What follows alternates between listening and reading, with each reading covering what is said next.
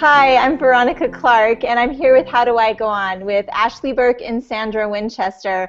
And we are continuing our topic that we were discussing last session on faith and hope in conjunction with healing. We talked about how hope and faith are so critical to healing and how they relate with each other. We also discussed how to find hope again. Today we're going to focus more in depth on faith. We defined faith as more than a belief. It requires action, and that action allows us to get God's grace into our lives. So my question for you two ladies is, what things do you do that help you to better act in faith in difficult times? Well, you know, when this whole thing first happened to me, with my experience with my husband's loss, I realized that sometimes there's just a lot of things that we don't understand and we don't trust God. And I've done, a lot of studying, and I found this amazing quote by Lisa TerKeurst. She's from Proverbs 31 Ministry. And I just want to share that with you guys because I think it's very profound. She said, when we experience those things in life that we just don't understand, we have to choose whether or not we're going to trust God. It's not being optimistically foolish to trust God no matter what. It's what we call faith. It's in that in-between when we don't have all the answers and we don't know if everything will turn out okay that we come to know what real faith is. Real faith is not a hopeful wish. Real faith is making the decision that no matter the outcome, we'll choose to see it as God's perfect answer. Through the good, through the not so good, and even the downright painful, we will trust God. Now, this doesn't mean we won't cry and express hurt. It does mean we've decided it's better to have lived trying to take leaps of faith with God than to walk away from Him. And I have found that to be so true. I have found that I love this part of the quote where she says, real faith isn't a hopeful wish. Real faith is making the decision that no matter whatever the outcome is, we'll choose to know that it's God's perfect answer. And so I believe that trust and faith also go hand in hand, that we need to trust that whatever happens, it's God's perfect answer for us, and it'll be okay. It's what we needed, and that is a big part of faith, is trusting that the answer is correct, that God knows what He's doing. He has a plan in place for us, and that plan is created, and we just need to have the faith and trust Him. I love that quote too. I love that she talks about it being a decision. Because I think that's something it has to be for us every day, where we have to say, am I going to act in faith on these things I believe, or am I going to give up? And one thing I think that really I have tried to do that helps me, any thought that comes into my mind to do good, I take it as a message from God. And if I choose to act on those thoughts and I make that decision to do that, even if I'm having a hard day, then I find that that brings His light and peace into my life. And every day I make these little decisions to act in faith, I think I get a little bit stronger, and that power within me increases. And so it's all about, like, we have to start somewhere. We have to start somewhere with some little choices. And for some people, it may be the choice to just get out of bed for that day and wash their face and make dinner, and that may be all that they can do in that first day, in the beginning stages of grief. And then I think as we go along, we build by making those decisions to act forward in faith. Yeah, I think the hardest part is there's so many voices that are coming at you in those moments that whatever the circumstance of your loss, there's truths that are being given to you by Heavenly Father, but there's also so many lies that are being given to you by Satan and by the opposition. And the hard part for me was distinguishing, like, which one of those is my truth and which one is not, and trying to take this "you are not enough" belief that I kept receiving, and how do I remove that from my life and bring in the truth that Heavenly Father is trying to give me, that I am enough, that I need to fight through, that I need to battle Satan every single day and not let his lies become me. Oh, absolutely.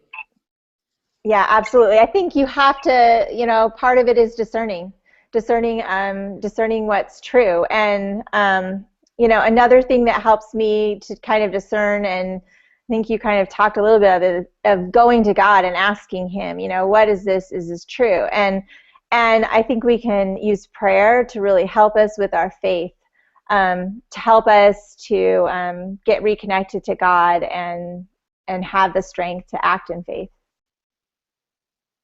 Right. Yeah.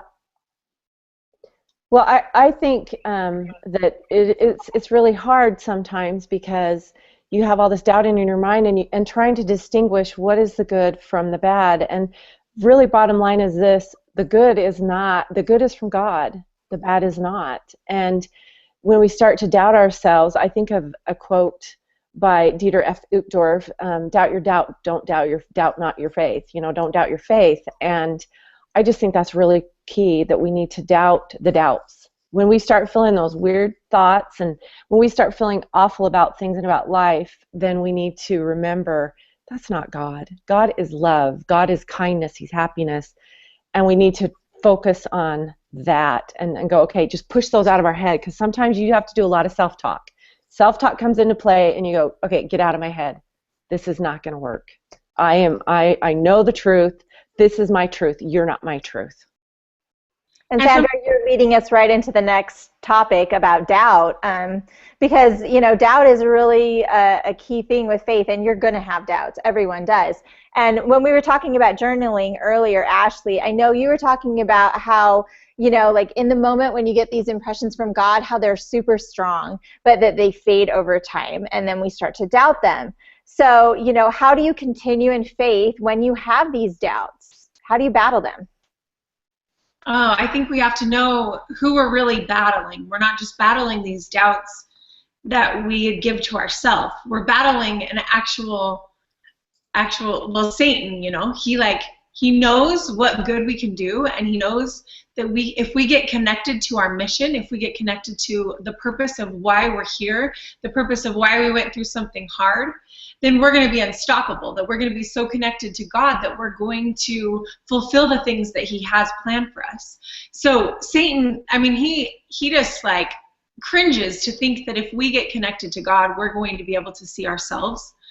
But even more, he cringes that if we get connected to God, we're going to be able to see other people.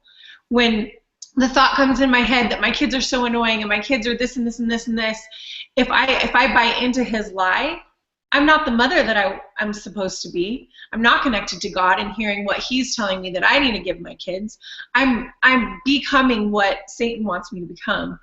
And so that's the hard part, is for every couple of voices that you hear that are really good and positive from God and all these messages that He wants you to be, you're getting so many more from Satan that it's hard to distinguish which one is my truth and which one is the lie. And what you're saying is so critical, Ashley, that you're seeing things for what they really are, because if we can start to discern that, then I think we do become powerful. And I think it's important to realize that opposition is going to come at us, and especially when we're doing good. And if we know and understand that, then we can put up some defenses and we can battle it. And once you start recognizing those lies for what they are, they kind of lose their power. Once you start learning how to set them aside, then they kind of come at you and you go, nah, that's not something I'm listening to, and it just goes away. They aren't nearly as powerful as what they were before. And so there is power in holding to your faith and doubting your doubts, definitely. What's hard for me is when they come in a new form. Like, Satan gets tricky because he's like, okay, Ashley, that one's not working for Ashley anymore. She's got her defense up. She knows when I'm coming. And so then he brings in a new one. He has someone email me something super mean that totally reaches my core, or some new method. He's always kind of transferring it, so I think that it's a truth. And in that moment, I'm like, oh my gosh, this is true. I believe it, And so that we have to realize that he's not only going to try to sabotage us, he's going to be cunning about it, and he's going to try to incorporate it into parts of the truth that we're taking in, so we almost don't just see it, and it's disguised, and it's this secret thing that he just kind of plants in, and I let him hook me, and I roll with it for a while sometimes. So that's the hard part, is realizing that we have to take each thing that comes into our minds and now analyzing what it really is. Is this a truth or is this a lie? Because is it making me feel closer to God? Then it's not a truth. But that's really hard. So how do you guys do that? That's Well, been my it is. job lately. I feel like there's a new curveball every day. It is hard because what I've learned is the adversary, Satan, he is relentless. He is absolutely relentless, and he is there every day, every second of every day, trying to nail you. And I love that you point out he goes at different angles. So he does one angle, and if it doesn't work, or he sees that angle works, but then he'll go at that same angle with a different concept. You know, he might send someone else to send you a nasty email about how you did this wrong or that, and he knows what he knows us. He knows what gets to us and what works. And I've learned that when I'm starting to feel that way, it's kind of like we had talked about journaling. I've learned to go back sometimes and pull out my journal and read those moments where I know that God loves me. I know that these positive things happened, because it can be so easy to get caught up in the yucky and forget the good. And I think I love the concept of distinguishing between truth and lies. And I think the more you do it and the more you practice it, the better we become at it. And that's what I've been finding, is the more that I realize good is from God, the bad is not from God. Those evil, nasty feelings are not from God. Right. I think, Sandra, I do the same kind of thing. It's about remembering. And if I can go back to past experiences and I can remember truth, then that helps me, recenter myself. I can also sometimes, I have people in my court that can help me remember too, where I can go to them and say, this happened, and they can kind of calm me, and they can say, but this is true. That's not, where that's coming from. I love that. Veronica, you're correct, because I go to my friends, I go to you guys. I mean, I can't count the number of times I've sent texts to you two and said, what about this? Is this really the case? And we kind of talk each other down, if you will, and say, hey, no, wait a minute, that's not realistic. And so I think I love that point. I think sometimes you need to turn to people that love you and care about you and listen to them. If they're saying, no, that's not correct, don't think this, then, and if they have your best interest at heart, who has your best interest at heart. So other people can help you work through that too. But one thing that I have noticed, if I'm not connected to God first, when I go to people, they can make or break me, which is not a good place to be, because then all of a sudden, if they break me, I am gone. But if I'm really connected to God, and I even sometimes will write a letter, like he's my friend, and then in a different color, I'll write myself back, and the inspiration that I get, I can read, is from God instead of from my husband or whoever it is that's going to give me that sense of worth, because the minute they take that away, it's gone. And I think you bring a great point, because sometimes people don't give us the right advice, and they don't give us the best. Sometimes they get on with you and they're like, yeah, that person is horrible, and they make it worse. And so I do think it is better if you can go to God and get your reassurance than from other people. I agree. Other people can definitely add to it, but first there has to be that foundation. It's kind of like when we were single and we just thought, oh, when we get married, it's going to complete us and it's going to make us, and then all of a sudden, all three of us know how it feels to lose that. And where is our sense of self when it no longer can come from our husband? It has to be from God, because I couldn't find it by myself. And waiting around for my husband to come back to complete me didn't work. So we really have to first get connected to God before we can connect to anybody else for our sense of worth or for what we're supposed to be doing. Absolutely. You know what? I just love that you brought this up, because that has been my thought a lot, is our relationship with other people sometimes is fleeting, but our relationship with God, He's always there and He always loves us. And honestly, that is one of the biggest things that I've learned through this process, is that my relationship with God is key. It doesn't matter what your husband thinks of you. It doesn't matter what Ashley thinks of you. It doesn't matter what anyone else thinks. It's all about God, and that relationship has to be established first, and that's who you go to first. And He has given us other people that we can go to and have friends. There's a purpose for relationships. There's a purpose for each other, obviously, and we're supposed to connect. But our first responsibility is to connect with God. And if that is sound, if somebody sends us a nasty email, we're going to go, that's their issue. Or if somebody gives us advice, he's going to be able to help us. Nah, that's probably not the right advice for you. So I love, love, love that you shared that, because that is exactly what it's been for me too. Turn to God, trust God first. Yep. And then that trust that you already have established, when someone maybe is feels inspired, but their inspiration is not truth. You can take it and say, oh, no, I see what you're saying, but that's not how it is. And you can actually still have that sense of worth, even if your sister or your best friend or whoever it is that you usually get that from doesn't see it. Yes. Yep.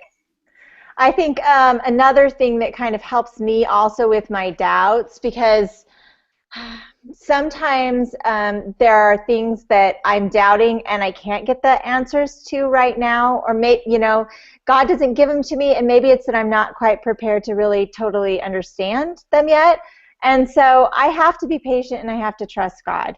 And a lot of it always goes back to this, it's this relationship with God. Am I going to trust him even though I don't get this all, that he has a plan for me and he's going to help me figure this out and work this out? And, in the end, that is what helps my faith and helps me battle my doubts, is trusting him. Yeah. All right. I think it's about time to wrap it up, unless you guys have anything else you want to add. Nope. We've talked about this a lot. Well, next time we will be focusing on patience and how it can help you to be more peaceful in this time of transition. And I know that's something I am continuously working on. So I hope that the things that you have heard today have given you something new to think about. And once again, we would like to invite you to subscribe to our channel and follow the links below and learn more about this topic on the Faith and Hope page of our website.